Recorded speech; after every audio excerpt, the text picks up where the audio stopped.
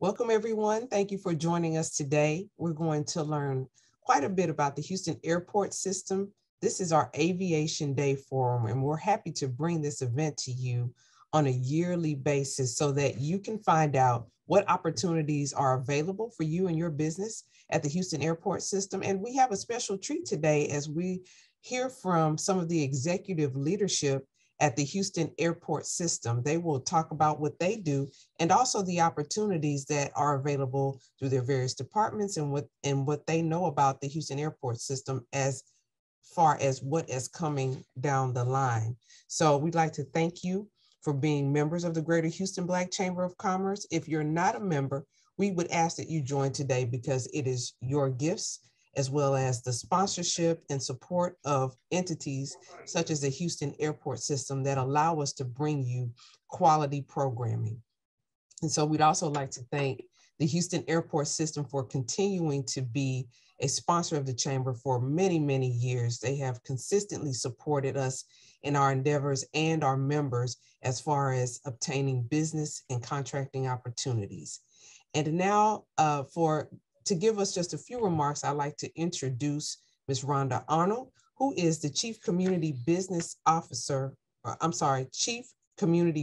Relations Officer for the Houston Airport System. She also serves as an advisory board member, a longtime advisory board member of the Greater Houston Black Chamber, and a great supporter of us. So Ms. Arnold, please introduce yourself to our participants and let us know a few things about the Houston Airport System. Well, good morning. Good morning, Madam President. Thank you so much for allowing us to give you a little bit of a glimpse of what we do at the Houston Airport System. I'm Rhonda Arnold. I'm the Chief Community Business Relations Officer for the Airport System. I've been with the system now for over 11 years, and it's been my honor to be able to do God's work at work. Part of my responsibility is to foster and maintain relations with all of the area chambers. Anything outside of the airport proper comes under my umbrella, which is institutions of higher learning, universities, civic groups, chambers of commerce, any type of business entity that needs a first step in how do we get to the airport. Usually that's my area. We're so pleased to be with you today. This is November is the National Aviation History Month. And how appropriate for us to be able to speak with you during this time. The Houston Airport System is comprised of 3 airports, Bush, Hobby, and Ellington. And we are so proud that 2 of our airports received the stellar award that's known as Skytrax. Skytrax is an award that's given for excellence within the aviation community. And we received 2 premier awards at Hobby and at Bush. As some of you may know, the Ellington Airport for many, many years is our protector and still is. But our director had the vision of creating a spaceport. And we're happy to know that we now have Ellington and is now called the spaceport. So the Houston Airport System is comprised of 2 airports, and now we have a spaceport. We have worked closely with a lot of the businesses in the Houston area, and we look forward to working with you and the members of this wonderful chamber that may have some type of opportunities that they want to reach out to us to improve their businesses at Bush, Hobby, and Ellington. Today, we're in for a great treat. I am so pleased that during this month, we have 3 excellent African-American leaders that are in our senior staff. Today, we have Charlene Reynolds. She's our Chief Commercial Officer, and she is a female, and you know that girls rule, and I am so happy that she is here. We have 2 fantastic gentlemen, also of African-American descent. We have Jermaine Chubb, who is our Chief Financial Officer.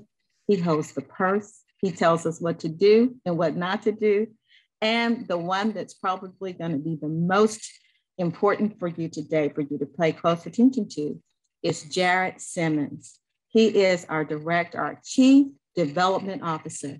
Isn't that wonderful to know that we have such a dynamic group of African Americans that are running this airport? So with that, I bring you greetings on behalf of the mayor and our director, our wonderful mayor, Sylvester Turner, our dynamic director, Mario Diaz. And I hope that you will glean something important today that will help you be successful in your business.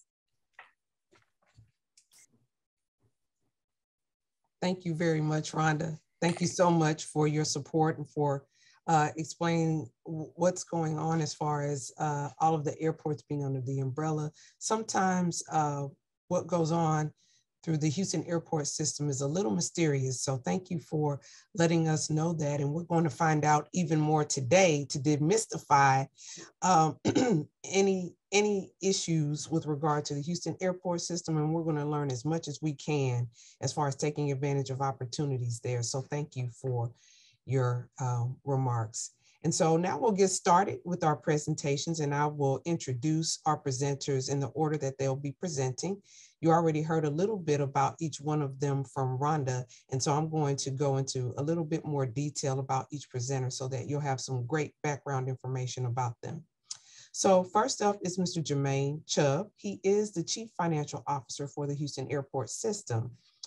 Mr. Chubb is responsible for the overall financial health of the Houston Airport System. As part of the executive team, he is the CFO and provides leadership by working with the executive management team to establish long-range financial goals, strategies, and plans, while also ensuring that short-term funding needs are met. Mr. Chubb plays a leading role in driving HAS's Build the Platforms for Future Success strategic priority, as he helps HAS maintain fiscal discipline, fund capital improvements, and pursue revenue growth opportunities. He brings over 20 years of experience from finance and accounting in the private sector and for nonprofit sectors. So thank you, Mr. Chubb. Next, we'll have Ms. Charlene Reynolds, who serves as the Chief Commercial Officer for the Houston Airport System. She has revenue generating entities under her purview, including the in-terminal sales, parking and ground transportation, and real estate development and leasing business units. She has served as Assistant Aviation Director, Business Planning for Phoenix Sky Harbor International Airport for 4 years, where she has had managerial responsibility for the contracts and services, business and properties, fiscal management, and air service development division. So she comes to us with a wealth of history under her belt and know-how under her belt with regard to airport systems. So we're very, very happy to have her on board as part of the Houston Airport System. She also led Phoenix Sky Harbor International Airport as the Interim Aviation Services Director from October of 2020 through March of 2021. So we welcome her today. And then our last presenter for the day is Mr. Jarrett Simmons, who is the Chief Development Officer for the Houston Airport System. He is responsible for the effective planning to guide the long-term capital development of Houston's 3 airports, overseeing the administration of planning, design, and construction contracts in support of the long-term and short-term capital projects, analyzing operations, and implementing best practice policies and procedures at Houston airports.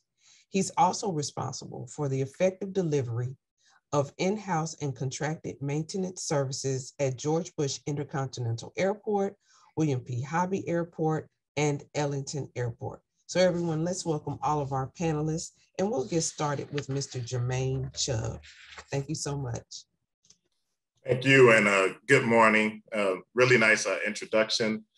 And I wanted to have some discussion today about the role of finance in the airport system, my role as the Chief Financial Officer, have some discussion about our governance with the City of Houston, and then have some discussion on the impact the airport has on the region in terms of economics. And so if we can move on to the slide deck, I'll begin my presentation.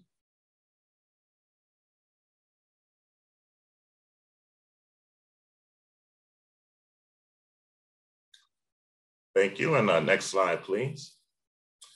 So what is the role of finance at the airport system? Well, I'll start off with my role, and I would say if I was to sum my role up in one sentence, I would say that my role is to primarily ensure that the organization has the resources that it needs to achieve its mission. And our mission is to connect the people, businesses, cultures, and economies of the world to Houston, and to achieve its vision. And our vision is to become a 5-star air service gateway where the magic of flight is celebrated. And when we talk about that mission, which is day to day, it means that I have to ensure that we have resources to operate our airports day to day. And then when we talk about a vision, that's forward looking. So we're looking into tomorrow, next year, the next 5 years, where we want to be. When we talk about that vision, it's going to require resources to be put in place, but also going out to capital markets, ensuring that you can finance capital projects and things like that. And so I have to have an understanding of our ability to do just that. And so, of course, there are many other things, and everything I discuss here, I'll have responsibility for. But if I just wanted to sum it up, that would be the main thing that I'm responsible for. The next thing we're responsible for is procuring the products and services of the organization. And so this is done by our supply chain management team. We have many, many contracts with many vendors across the nation, and many of them are local to Houston. And of course, the city focuses on just that. And our supply chain management ensures that we go out and procure those services as needed. Our accounts payables group, they ensure that these many contractors that we're going out and procuring services for, they're paid for services and/or products that are rendered. They ensure that our employees are paid as well. And so as it relates to services, last year we had a services budget of $210 million. So what does that mean for my accounts payables group? This means that they're processing thousands and thousands of invoices on an annual basis.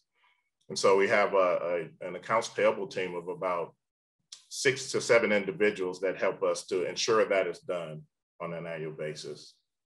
Another thing that we do is account for the capital assets of the organization. Overall, the Houston airport system has a gross value of about $5 billion in assets that are in place to for our airports to run. Again, that's 3 airports at Bush, Hobby, and Ellington Airport. And so $5 billion in assets. And so we have a group that ensures that all of those assets are accounted for. We conduct annual inventories to ensure that the things that we're stating are exist in our financial statements are actually there and do exist, and they're operating functionally and properly. If they do not operate properly, we're required to write those things off, because if you have a machine in place that it no longer does what it's intended to do, then it's not an asset of the organization. And so just a summary there, we would have to write that thing off, and it's not an asset anymore to us. And so that group helps us with that. They're also responsible for grant administration. So on an annual basis, the Houston airport system takes in approximately $30 to $40 million in grants. And that has varied significantly due to the pandemic. And thank you to the federal government for pitching in and giving the airport system over the last year and a half about $456 million in grants through the CARES Act, through the, I call it the CRISA Act, and the American Rescue Plan, the ARPA Act. And so the government has been very generous, and of course it's been my responsibility to ensure that we're utilizing these funds in a proper way to make sure that our airport system is sustainable throughout the pandemic. And indeed, we've done just that. If I go back and check my records, at the end of our fiscal year 22, that ends in this June, we'll have more than $200 million remaining of those proceeds to help ensure that the airport system continues running, that we're not laying off any employees, that you guys can come and enjoy our airports, and our capital needs will continue to be met. The next thing we're responsible for is short-term and long-term budgeting, the forecasting, and related decision support.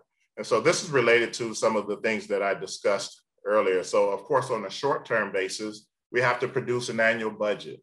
And so next year will be fiscal year 23 for us. We'll begin that planning next month or so to determine how much are we going to spend next year? What will our revenues be? What's going to be our level of debt service that we have to pay out on our debt obligations?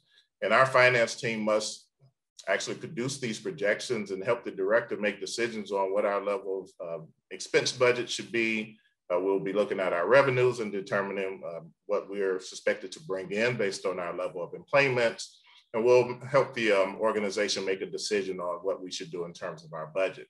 But of course, that long range forecasting is critical in terms of looking out 3, 4, 5, 6 years, and even when we do our long range financial planning, 30 years or so, because when you go out and issue debt, you're paying debt over 25, 30 years. And so we have to look that far out and have an understanding of, one, what's going to be our level of revenues over that time period, what's going to be our level of expenditures again, and then look at what our debt would be, any opportunities to bring in things called passenger facility charges, which are charged on each of the legs of a flight.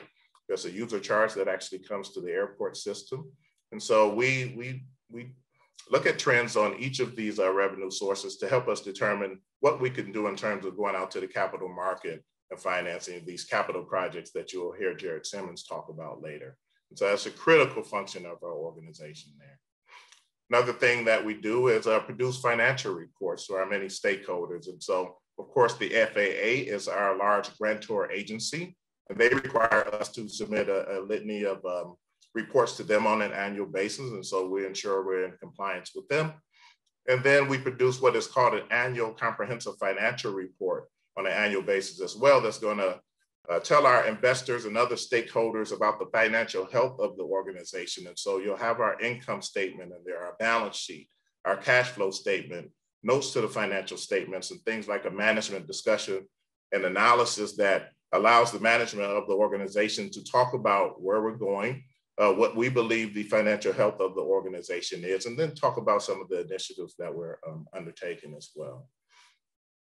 We also coordinate the development of our strategic plan, the associated strategic goals, and we report out on the performance of the organization in our corporate strategy and performance management group. And so the Houston Airport System completed a strategic plan for 2020 through 2024, and this was prior to any knowledge of the pandemic, where we were set out to become a 5-star global air service gateway where the magic of flight is celebrated.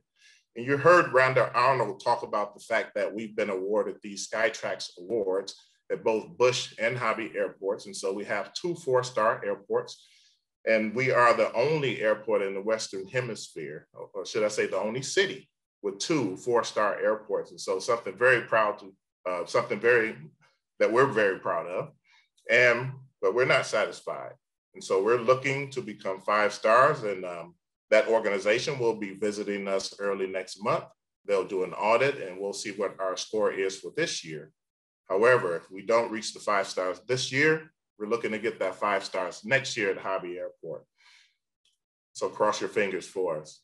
Another thing that we do is ensure stakeholder compliance with contractual agreements, and this is done by our internal audit group.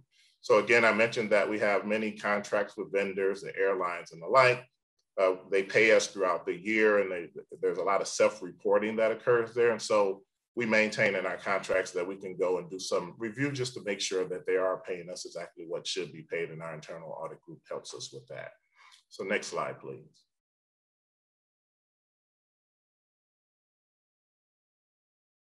What is my role as Chief Financial Officer? So I believe that I've described that, but just going over this a little bit more here.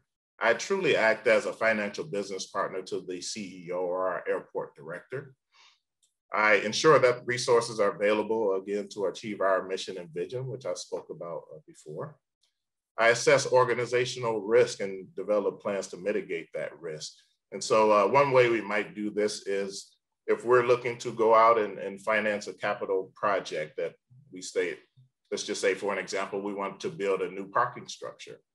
And so we'll do a business case analysis on that and say, well, if we build this structure, how many incremental sales are we going to accrue due to building the structure? What's the sales forecast there? How much does it cost to build the structure? What's going to be our expenses associated with this? What's going to be our debt service associated with it? And take a look at that. Conduct some type of sensitivity analysis so that if the projections are off, for example, with the sales, or if the expenses are higher than we originally expected, is this a good decision or not? And so that's one way that finance helps to mitigate the risk with the organization. I'm responsible for internal and external financial reporting, and I mentioned some of that in terms of our annual comprehensive financial report that we must produce, but also internally producing reports that help us understand our profitability, our level of revenues per passenger and things like that, critical key performance indicators that advise us if we're performing well or not. And then performance reporting is really related to that internal financial reporting, but also related to non-financial matters as well. And so we have a balanced scorecard at the Houston Airport System, and we have measures across 4 categories. One of those financial, the other 3 in other areas, where we're measuring key performance indicators and advising ourselves if we're doing well as it relates to our goals. Next slide, please.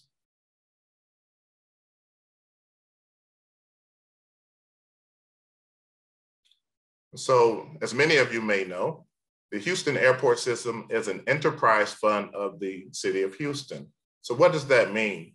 It means that we're a self-supporting fund of the government where we support ourselves with our sales to services and/or products to the public. And so we don't depend on any taxes that the city actually earns within its general fund. And so we earn our revenues again from allowing the airlines to fly into our terminals, use our runways and taxiways, park overnight and use hangars, et cetera.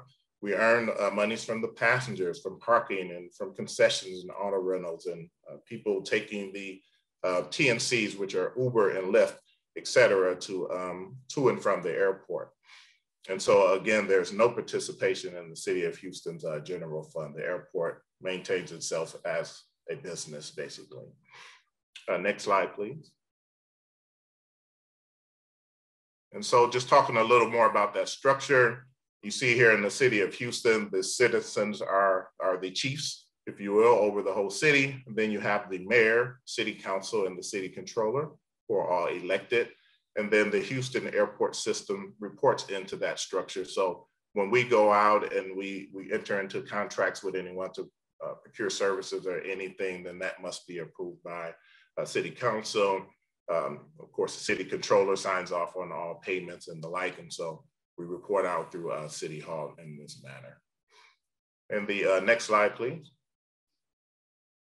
So just looking at Houston Airport System at a glance, and these are 2019 numbers. I pulled our annual comprehensive financial report just to get a sense of our revenues in a normal year. We earn about $500 million in operating revenues, and then another $150 million or so in non-operating revenues. Currently, those are passenger facility charges in our grant revenues. And that year, we had nearly 60 million passengers.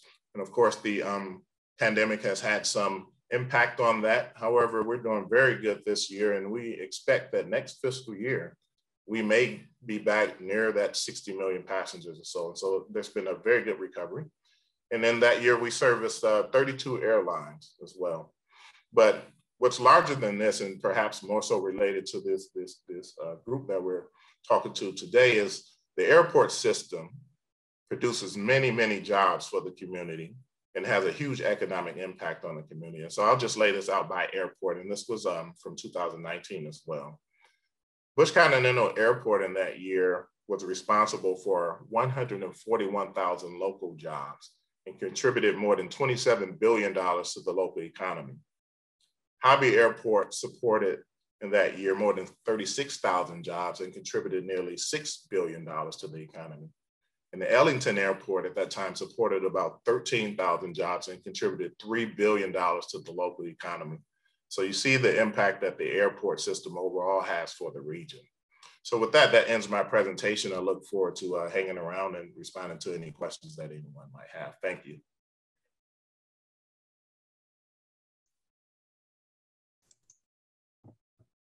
Thank you so much, Jermaine. We're going to save any questions or comments for the end of everyone's presentation. So for anyone who may have a question, please begin thinking about those at this point, and you can place them in the chat, and we'll get to those again at the conclusion of all of our presentations. So now we'd like to bring up Ms. Charlene Reynolds. If we could go to the next slide.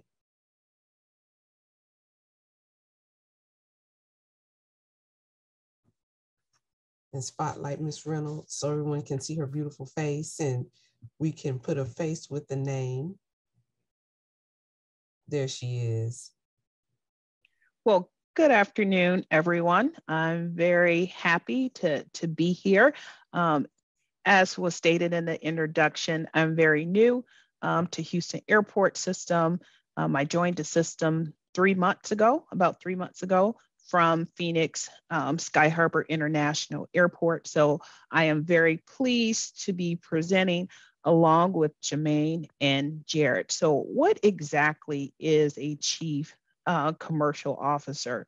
Well, very succinctly, it's to make money on behalf of the airport. So I think it's very appropriate that my presentation is in the middle, because Jarrett can't do a lot of his programs without the money that is made from the commercial activities. And then it also, the commercial activities fund a great portion of the other expenses for the airport. I think a lot of people don't understand, or it's ever really been explained, that although we make a lot of revenue from the airport, from the airlines, we do not actually profit from the airlines. So they are basically cost recovery, and how we basically initiate new projects is either through grants, the PFCs that come from passengers, and or commercial activities. And so if we can go to my presentation, then I'll walk you through what it's like to generate revenue in the airport environment and the various programs that we have here at the Houston Airport System.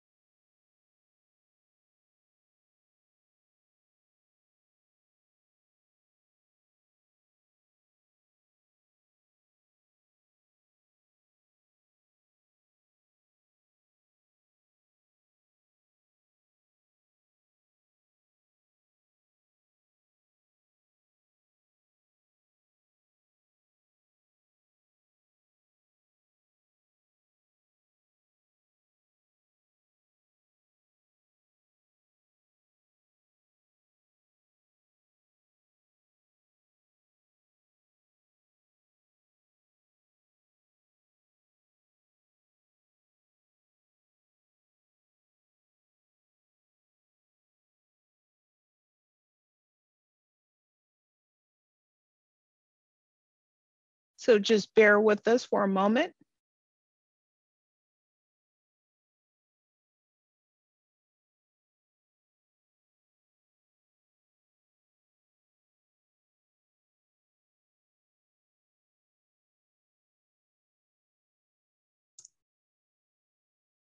We should have the presentation up in a moment.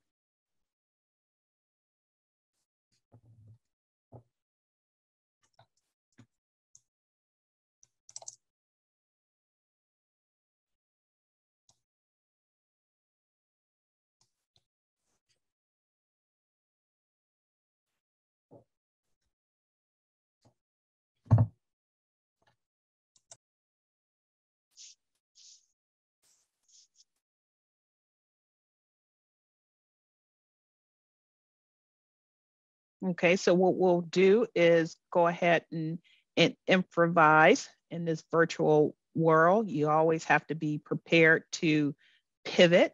And so let me just tell you about the role of the Chief Commercial Officer while we're waiting for the presentation. And so most of our passengers are aware of one of our number one revenue generating programs, and that's concessions. And so I oversee the concessions planning and development for our food, beverage, retail, advertising, and passenger services and amenities. Food and beverage is self-explanatory. It's the restaurants, it's coffee shops such as Starbucks, Pete's, other national brands. So what we try to do in our food and beverage program here at HAS, have a mix of 40% local restaurants that you would see when you visit Houston, and then 60% national brands, and national brands are Wendy's, McDonald's, Starbucks. And so what we want to do in the commercial program, because again, our job, or my job, is to monetize the airport, is have a wide selection for our passengers who come through the airport. And because we want them to spend, and then we can then take that money and build new terminals and concourses and make our passenger amenities even better. The retail program, that's your shops where you will purchase your magazines, your books, your specialty stores such as Tumi, Mac, Victoria's Secrets, and those types of stores. We also have a very robust advertising program. In the advertising program, our contractor is, their name is JC Deco. They work with local entities such as the hospitals, auto dealerships, to get them to advertise within the airports. And we have a 70-30 revenue split. The contractor receives 30% of the revenue from the advertising. The airport receives 70%. And then we have what we call passenger services amenities. And those would be things like shoe shine. We charge folks, or they actually pay us to be within our airport system. Currency exchange, we receive revenues from that. And so those types of amenities that we hear from our passengers through surveys and other means that they would like to see within the airport. So the concessions program within itself generates about $150 million annually. We call that non-aeronautical revenue. And then my day-to-day job relative to the concessions program is, one, to work with our concessionaires, as we call them, their hours of operations. We also conduct facility inspections to make sure that the facilities are clean. We also work with them on their products and pricing, because what we hear a lot of times is from our passengers, it's so expensive to do business or to purchase something from the airport. We do have what's called a street pricing policy. And so if you purchase something on the street and it costs you $1, we have a street pricing policy that goods sold within the airport should be at street plus 15. So again, if you purchase something for $1, street side, it should cost you no more than $1.15 within the airport environment. And so it is myself and my team that monitors the pricing policies here at the airport to make sure that our passengers aren't overcharged. Next slide, please. So we have our concessions program at all of our operations. So at Bush, we have food, beverage, and retail. We currently do have a solicitation out on the street for several new locations within the airport. That is due to us on December 10th. So for some of you interested in doing business with the airport in the future, I know that's kind of late notice, but just wanted to add that because we do have future opportunities coming up.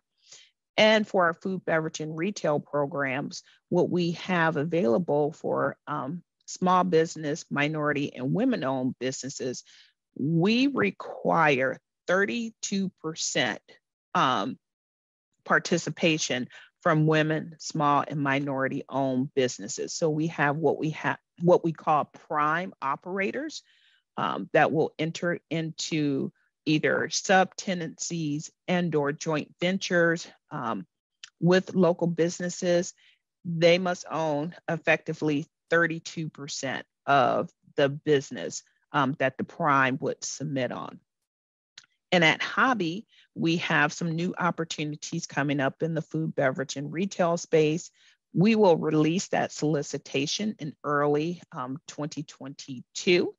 And I will provide you with my contact information. So if you're interested in doing business in the airport, we do have some opportunities coming up in the future. And I encourage you to give me a call. I'll be happy to walk you through those and tell you how to do business within the concessions space at any of our 3 airports. Another opportunity that we have coming up sometime in 2022 that we have not put a date to is vending. And this would not be your traditional vending machines. Within the airport industry, vending has become high tech because of the pandemic. Passengers have said that they want touchless food options and/or retail options. And so coffee machines, you may have come across the CVS machines and/or the Best Buy vending machines. So when I refer to vending, it is those, I guess a better name would be automated retail opportunities. So more information to come, and I'll make sure I get that information onto the chamber, and so they can share it with you, their members, for those future opportunities. Next slide, please. Moving on to real estate, I also am responsible for managing our vast real estate portfolio here at HAS. And so at Bush, we have over 10,000 parcels of undeveloped land. And it is my job to, one, work with my real estate team, also working with real estate brokers and businesses who are interested in developing parcels of land, entering into leases. Typically, we will enter into long-term agreements, 10 and/or 20 years. The maximum we can go for any lease is typically about 40 years. And what we want to do is have businesses that enhance the airport through their services and products. At William Hobby, we have approximately 1,400 undeveloped parcels, again, for aeronautical related businesses, new hangars, cargo facilities. Myself and my staff, we will conduct those property showings. Again, I'll be there to negotiate leases. And also my job is to help those airports and their managers with their master plans. What's the future of that airport relative to development? Next slide, please. Airline Affairs. And so Airline Affairs is basically the relationships that you have with the respective airlines. So we have a program called Air Service Development. The team from Air Service Development will go out and build a relationship with the airport. with the airlines and sell the HAS story to get them to either start here and or expand the number of flights. And once that's done, then that's transferred over to Airline Affairs, and we work on basically how do we transition them as a new entrant, providing information, serving as their liaison through everyday scheduling. How do we connect them to maintenance and other parts of the airport? So we serve as their liaison on day-to-day issues that they may face while they're operating in the airport. Next slide, please. I want to spend a moment talking about Ellington Spaceport. And so as Jermaine mentioned in his presentation, our director had the vision basically to move Ellington forward from being what we would call general aviation airport, where a majority of private planes fly out of. And so Ellington was licensed by the Federal Aviation Administration as a 10th spaceport here. And so you will in the future see some phenomenal things coming out of Ellington Spaceport, as you have now more billionaires and millionaires who are interested in the magic of flight, as many of us have always been. But now, as you can see, more regular citizens taking flight into space. And you've seen all those stories on the news lately. So to your right is a rendering of a future facility at Ellington. And so my job is to assist Ellington with their master planning and how do they develop those 400 acres in support of not only general aviation, but the future spaceport. So some of the things that we're looking for at Ellington is one, building more support for general aviation operations, also building Class A office space at Ellington, and providing space and businesses that will serve as innovation incubators as basically the world moves forward with commercial space flight. Next slide, please.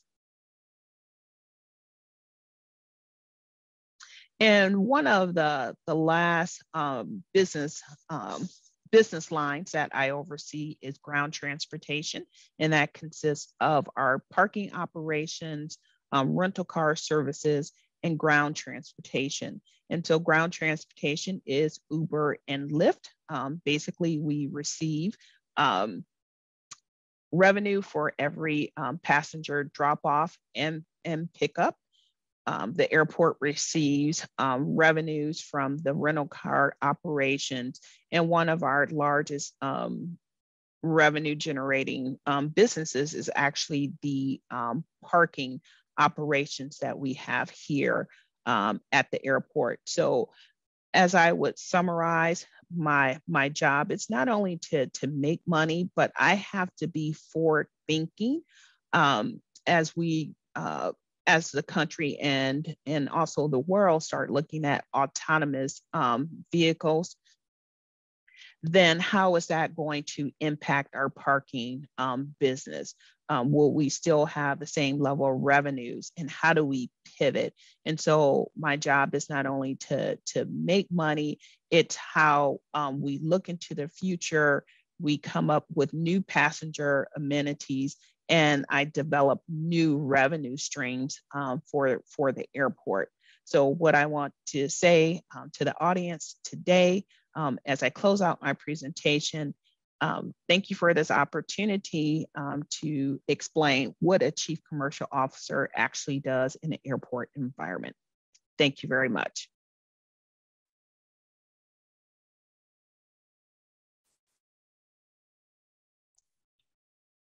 Thank you so much, Charlene. We like the idea and the fact that you create new revenue streams because we certainly want to be a part of those. So thank you so much for your presentation. And now we'll hear from Mr. Jarrett Simmons. We'll get Jarrett squared away, and he will talk with us about his role at the Houston Airport System and what he has going on under his purview. Jarrett? Good morning. I serve as the Chief Development Officer for the Houston Airport System. I'm responsible for all physical infrastructure, meaning terminals, runways, parking garages, roads at the 3 Houston Airport System airports. As Jermaine mentioned, we currently have about $5 billion in assets that I'm responsible for maintaining. We have in our pipeline over the next decade, we have about $3 billion in new infrastructure assets that are coming. And I'm going to talk about those during my presentation. Could you bring up the slides, please?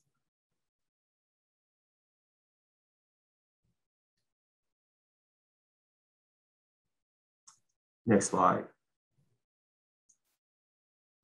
So just to give you a little bit of background about my organization, I have about 350 staff people who work for me. They're split among 4 major groups. I have my asset engineering and building standards group. These are the engineers who assess the different infrastructure. This department also does our permitting for our tenants on airport. I have my planning and capital development group, which is responsible for planning long-range infrastructure at the airport. Under that group also is environmental, sustainability, ground floor information systems, and capital development. I have a program management group, which is responsible for delivering projects for design, construction, and full delivery of the projects. And then I have a asset management maintenance group team, which is responsible for maintaining the assets and for monitoring the conditions of the assets.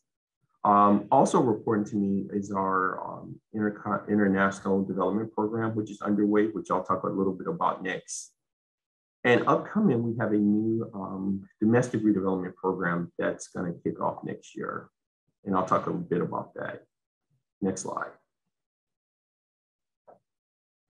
First, I want to talk about our international redevelopment program, which is underway. It's a $1.3 billion program to modernize our international facilities. Next slide, please. So this program consists of quite a few different pieces. First, we are building a new international pier. We call it the West Pier, that will serve United Airlines and our international airlines at Intercontinental. We are modernizing Terminal D, which is our currently serves as our international terminal for our foreign flag carriers. We have a new back screening building that's being built to deal with additional international baggage capacity. We are building a new international processor or ticket hall for United Airlines and for our international carriers. But in order to build this building, we had to demolish, or we are currently demolishing our DE garage. To replace some of this parking, we are adding 2 additional levels on top of our C garage. Next slide. So just a few photos that I'm going to flip through pretty quickly to show what's going on with our international terminal development program. I'm going to show you some construction photos. Next slide. So in order to build this new concourse, we had to demolish the old C concourse, and that happened about 8 to 10 months ago now. Next slide. So now we are well into construction, drilling the pylons for the new pier. Next slide. And this is how the new pier will look on the exterior. Next slide. And this is how some interior shots of how the new pier will look. And this is scheduled to be completed and open in the summer of 2023. Next slide. And I mentioned our international processor building. Next slide. This is kind of external rendering of how it will look. Next slide. Next slide. So if you've driven through Intercontinental in the last few months, you've noticed a lot of construction. This construction is related to our international terminal program, but it's also related to United Airlines, who's building a new baggage system. And there's a very tall structure which they're building called a early bag storage, which will store bags before they're put on the aircraft. So our roadways are very hectic and will be for the next year or so while all of this construction is going on. Next slide. Just some more construction photos. Next slide. Next slide. Next slide. And I mentioned that we are demolishing our DE garage, which we still have about 7 more months of demolition construction going on. Because of where it's located, we have to take it out piece by piece to not impact the adjacent terminal buildings. Next slide. Next slide. And this is how our new international terminal ticket hall and processor building will look when it's completed. We'll have 11 lanes of roadway, or curb front roadways for international passengers. There'll be a lot of light coming in ticket hall through an oculus, which is in the middle of the building, which will let in natural sunlight. So it'll be a very bright building when it's completed. Next slide. In order to do this, we also have to do some supporting utility work. Next slide. So when Intercontinental was built 52 years ago, it was in the middle of nowhere in the city of Houston. But now it's surrounded by houses and commercial developments, et cetera. So one problem we've had is that the city of Houston can't guarantee us enough water for the airport. So one of our major enabling projects is we are drilling new wells at the airport and building new storage tanks so that we can produce more of our own water at the airport. Next slide. Now I'm going to talk about upcoming business opportunities at the airport. And I know many of the members of the organization are probably interested in these. So next slide. Out on the street now, we have a RFQ for opportunity. We're planning to replace our Skyway system, our elevated train system, which is close to 25 years old, and we want to have it replaced before it's 30 years old. This will include replacing the trains, the cars, the tracks, all computer systems, all wiring infrastructure. In addition, we will build a new control center for the train. This is on the street now, and we have an RFQ that's due early January to create a short list. And after that, we'll put out an RFP for the top ranked firms, so they'll submit their bids. And this is a contract for a 25 to 30-year maintenance agreement. The selected team will be responsible for designing, building, operating, and maintaining the system over the next 25 to 30 years. Next slide. At Ellington Airport, which Charlene discussed a bit about our spaceport, we need to build a new taxiway to serve these new spaceports for tenants who need a connection to the runway to bring parts and people in and out. This RFQ is scheduled to be issued at the end of December. And this is about a little bit over $100 million project. I forgot to mention on the train project, the value of that project, that RFQ that's on the street, is we're anticipating it to be in excess of $200 million. Next slide. This is a project, Norfolk Terminal 8. We need to build additional aircraft parking positions. We anticipate issuing an RFQ for this in first quarter of 2022. And this is about a $7 million project. Next slide. Now I'm going to talk about the biggest project we have in our pipeline, which is the Domestic Redevelopment Program. This program is driven because we have we've been fortunate to have had a lot of growth among our non-hub carriers, meaning non-United carriers at Intercontinental. They are requesting for us 17 new gates, and we can't provide any new gates at the moment for them. So this expansion of Terminal A, and also it includes another expansion of Terminal D beyond our International Terminal Redevelopment Program, will allow us to deliver new gates to these carriers and to modernize Terminal A, which was built 52 years ago, and which is a very aging building that needs to be modernized. Next slide. The first component of this is we need to expand our roadways at Terminal A. If you've been to Terminal A lately since Southwest recently re-entered Terminal A, there's a lot of congestion on the curb front. So in order to deal with this, we intend to remove the two helixes, the spirals you go up to get into the parking garage, and replace them with two bridge connections to our AV garage, so that employees who use the garage over Terminal A can get into the parking garage.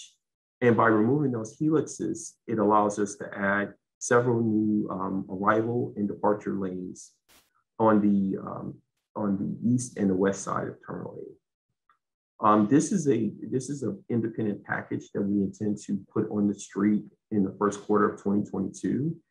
The improvements here are about $50 million for this package. And it's going to be a design build package when we issue it. Next slide.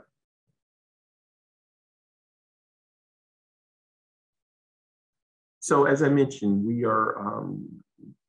have a lot of carriers at Terminal A, and currently we have basically 23 positions there, aircraft parking positions. 19 are used by non-domestic carriers, we call them only carriers, such as American, Delta, Spirit, and others. And we have 4 positions that are used by United Airlines. Next slide. When we complete this program, we intend to have 24 positions to be used by the non-hub carriers and 9 additional positions for United Airlines. We also are building a consolidated security checkpoint. If you've ever been in Terminal A, you know there's 2 security checkpoints, north and south, but they're very constrained because they are on bridges that cross the roadways.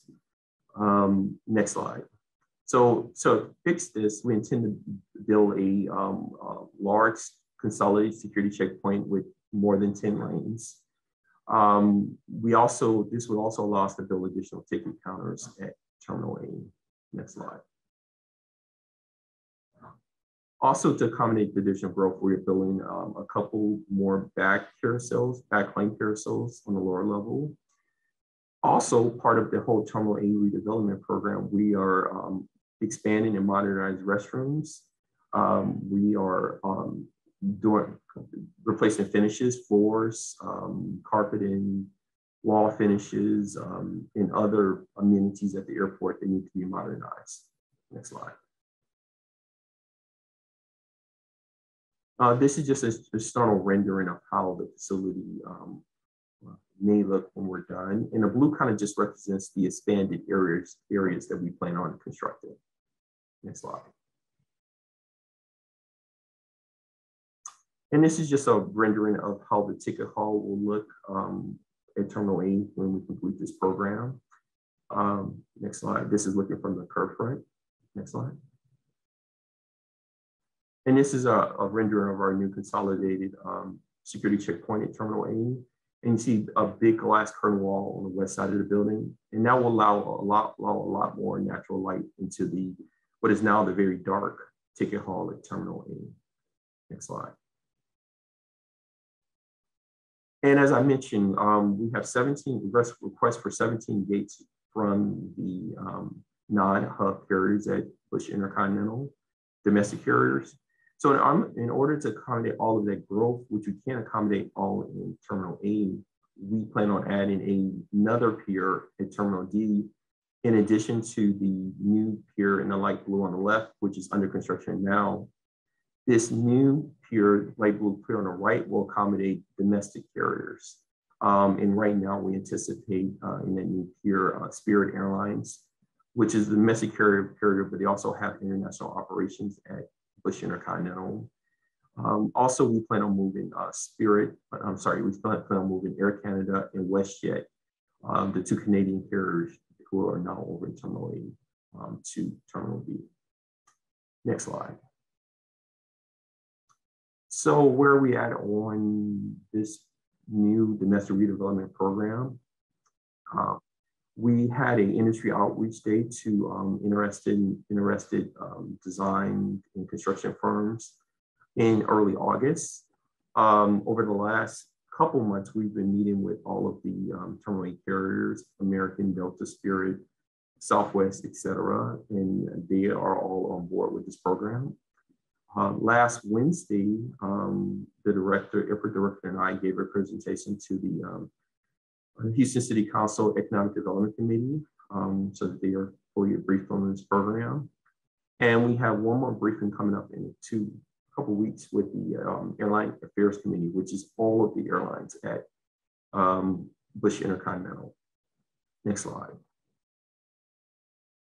So for procurement for this large program, which in the domestic redevelopment program exceeds $1 billion in total value, our first step, we intend to solicit for an executive program management team, a team of 4 executives who will help lead the program this winter.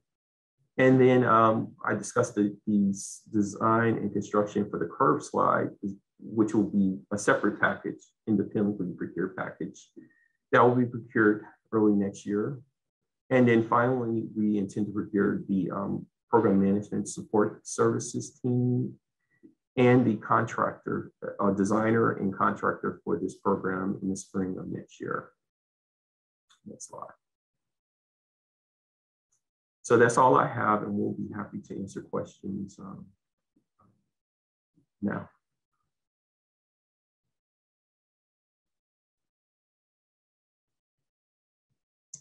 All right, thank you so much, Jarrett. And let me apologize for the background noise that we have. I think right at this moment, construction was decided to be had. So it happens. And in this Zoom environment, you just never know what you're gonna get. So thank you everyone for being a great sport. And thank you, Jarrett, so much for your presentation. We're always happy to hear about new projects that are coming online. And we can see that there are many opportunities for our members to take care of. And we're glad to see that our airport system is growing at such leaps and bounds. It's really exciting. And I'm sure that we want to partake in any opportunities that you might have. So we'll get into our question and answer period just for a few minutes. And so wanted to start with Jarrett, as we just finished hearing from you. Can you talk about what airports are eligible as they relate to the Houston airport system? You talked about grants for planning and development, noise compatibility. Can you expound a little bit more with regard to that program? I think I'd rather turn this over to Jermaine, since this is finance, part of his area. Yeah, absolutely. So usually when we talk about our CIP, we're looking at our capital planning for all of our airports. And typically we'll be looking for grants for Bush Airport and Hobby Airport for the millions and billions of dollars that we're spending there on our capital projects. But also certainly our spaceport. We're reaching out to the state of Texas right now, looking for some grants that's going to help us with additional development at our spaceport. And so I believe that application is pending. And so we're awaiting the results of that submission. And so all 3 of our airports are grantees, and if you will, or are eligible for receipt of grant proceeds. And I did talk about the CARES Act and some of these, this $456 million that we received from the federal government as a result of the pandemic. And again, all 3 of our airports were awarded grants under these 3 programs. And Jermaine, would you mind discussing how that grant money may trickle down to our members if they partake in any type of contracting opportunities that Houston Airport System has?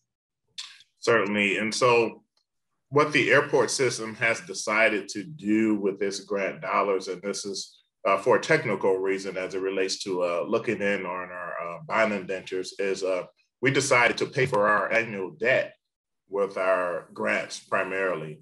But what this does mean is that we have additional dollars available from our revenues to pay for these capital projects that you, Mr. Simmons, actually showed us. And so when the airport is going out and we're pursuing a $1.3 billion project like our iTrip program, where you saw some renderings of that program, and then our domestic redevelopment program, this means that there are many opportunities for anyone out there that's going to help us to implement those projects. And so I think, Jarrett, your number was about $3 billion in additional projects over and above what we currently have in our system. And I should be aware of that number as well, but that's all in. No, that's all in. That's everything. Yeah, $3 billion. And so everyone can partake in the implementation of these capital projects. Excellent, excellent. And I see that we have a question in the chat from Mr. Paul Foster. He would like Jarrett to speak more about the PMCM. I think that might be some airport language, Jarrett. I know what he wants. I know Paul. And okay. So, yeah, how are you doing, Paul? What he's interested in. Doing well, Jarrett. Thank you. Thank you. Yeah, good, Paul. Hey, so for our Terminal E opportunity, it's going to be modeled similar to the way we have our International Terminal Redevelopment Program. So on that program, we have, the way it's structured, we have a team of 4 people who are executive program managers, and they're really more like extension of staff to us because we don't have and we can't afford the expertise under our City of Houston umbrella to manage this. But underneath them, we have our designers, design team, our contractor, which we will select, but then we have a program management / CM team. We call it Program Management Support Services. But basically, this is a team to provide program management functions for the program, CM functions, controls functions such as scheduling, cost estimating, and other functions. And so, well, this will be procured with in the way we're structured now, we have 2 large companies. We have Stantec and we have Parsons. But underneath them are a host of other companies, and many of them, more than 30%, I think close to 40% of them are MWBE firms who do various functions under this for this program. So there'll most likely be a team, a single team selected, which most likely it'll be one of the big firms that we all know. Probably won't be the ones that are already here. We like to spread work around, but they'll be teamed with other companies, and particularly there's a mandate for minimum 30% MWBE firms for this. And so, and Paul, if you reach out to me anytime, and I'll give you more details. Appreciate it, Jarrett. How you doing, Charlene? Good seeing you. Thank you. Thank you very much, Jarrett, for your answer. And the next question that I have is for Charlene. Charlene, when you discussed earlier about increasing revenue streams through the airport system, can you give us a little more detail, maybe expound a little on what your vision is? What kind of revenue are you seeking to bring into the airport system? And so what I will typically do is walk the airport. And so I am looking for unused spaces to see how I can monetize those unused spaces. Can we fit a new concession and provide a new opportunity? What kind of services that we don't provide today that would be beneficial to our guests tomorrow? I'm also looking at revamping our program, because you have to look at trends. If I'm trying to get people to spend, I don't want old legacy items. So I have to spend a great deal of time educating myself. Are people buying MAC makeup versus some other? I mean, because my whole job is to entice people to part with their money. And so I'm always looking for those opportunities and reading up on those things that people want. And so my job is to innovate, innovate, innovate. And so it's a constant of what can we do differently? What can we do to put put our airport on the map? But then the bottom line is to get people to part with their money so we can make additional investments into the airport. And so in the next year or so, I'm working with my team. We just walked the airport on Friday, and we're looking at spaces that we can add more advertisement to, spaces that we can provide additional airport amenities. And so I welcome phone calls and outreach on products and services that I may not be aware of, that we have young entrepreneurs out there that have created something new and different that may be of interest to our guests. But my job is, again, to monetize the airport through innovation and the best passenger amenities that the airport can house within its facilities. Thank you. Thank you very much for that, Charlene. So I hope everyone was paying close attention to what she mentioned. She is always on the lookout for new concessions.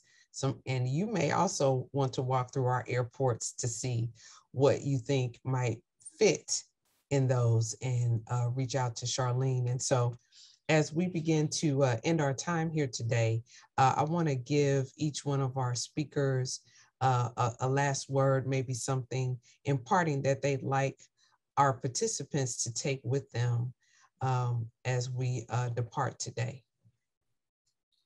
I'll start out on that. I think you just summed it up very well.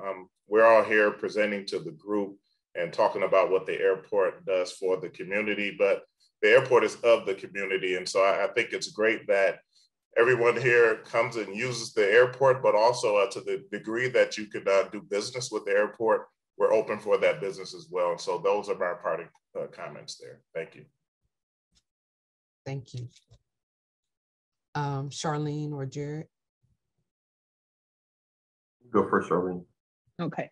And so what I would like to say to your membership, one of my passions in Phoenix was to create more opportunities for our minority business partners. And I will be looking to do the same here. How do we take opportunities that were larger contracts, break them into smaller contracts, and kind of lower the hurdle to enter into the airport? A lot of folks that I hear from who are interested, it takes a lot of capital. And how do they access capital? And I'm here to help you navigate that process, share with you the businesses that you can potentially partner with. So I just encourage everyone to reach out, because the airport systems around the country have turned a lot of minority and small business entities into millionaires. So it's certainly an environment that you want to explore for a future business. So thank you. And I'm gonna tag on what Charlene said. We have, everything we do at the airport is pretty big. A lot of the things, my projects I work on, $50 million is, or $100 million is not necessarily large, you know. So companies have to build relationships, because we generally procure most things at scale. So we try to break it up as much as we can, but then there's only so much value you can break up. So for example, if I'm building a $50 million parking garage, I can only break that up so much. So smaller businesses will have to team with larger businesses to get those opportunities, but the larger businesses have to use minority businesses.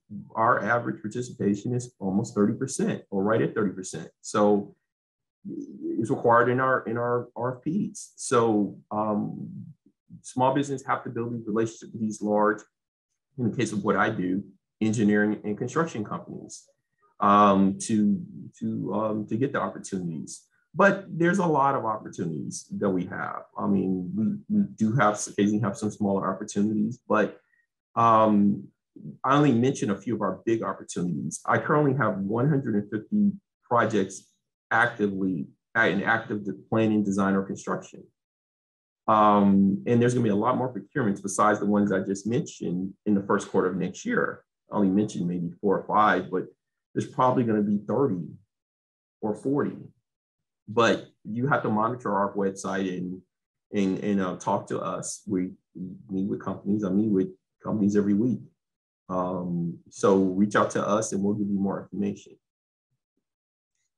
Thank you so much for that, Jarrett. And Jarrett and Charlene, if you would place in the chat the best way to contact you so that our participants will be able to discuss any of the opportunities that they see. Madam Chair, this is Rhonda Arnold. I asked them to contact the chamber.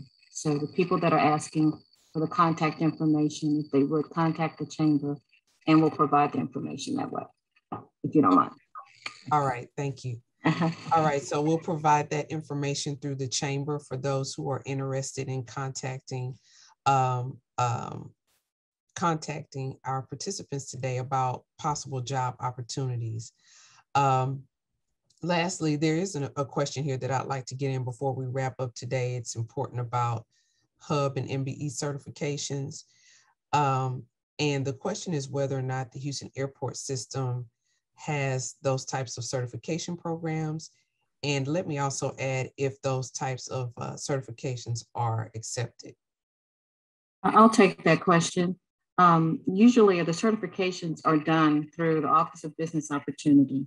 We work directly with them. We do have a liaison that we work with at the Houston Airport System.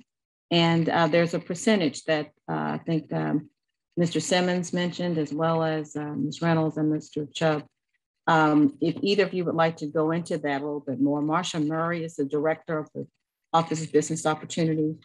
And we do have an HAS representative on staff that handles aviation type projects. So if any of you want to add to that and to additionally to what I just said, yeah, please do so. Thank you. Yeah, I'd like to add for the projects that I mentioned that I'm responsible for, the vast majority of them only accept the City of Houston certification, either MBE, WBE, et cetera, that are obtained through the City of Houston. We have a few projects that will accept DBE, Disadvantaged Business Enterprise certification, which is acceptable from other parts of the country. But those are very limited, and those are only on our FAA federal grant programs, such as some of our taxiway, some of our runway projects. But the vast majority of our projects, probably 90+%, 90-95%, you have to have a City of Houston MWBE certification. Thank you, Jarrett.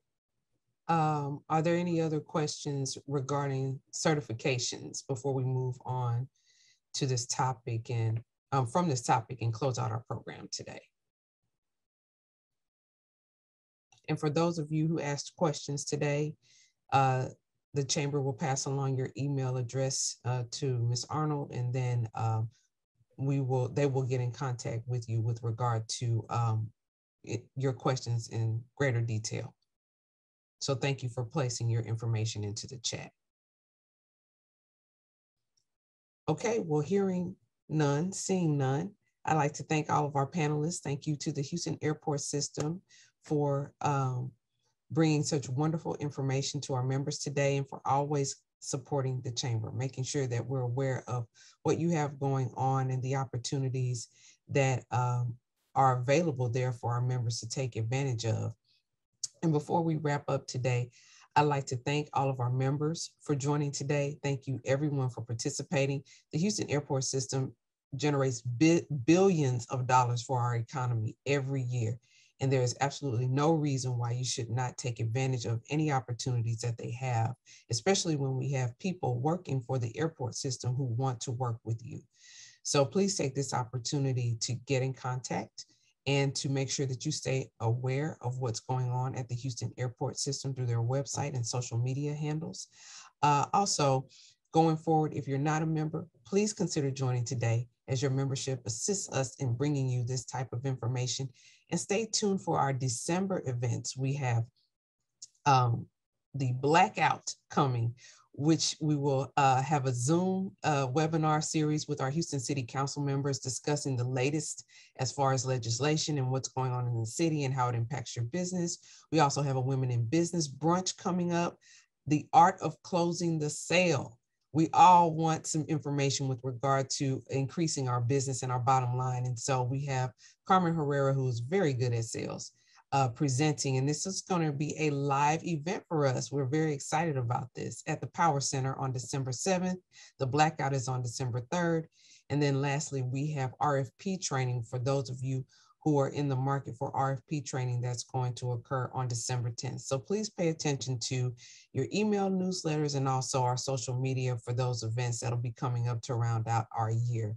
And then we will prepare for January for our annual meeting in January. So please stay tuned for more information regarding that.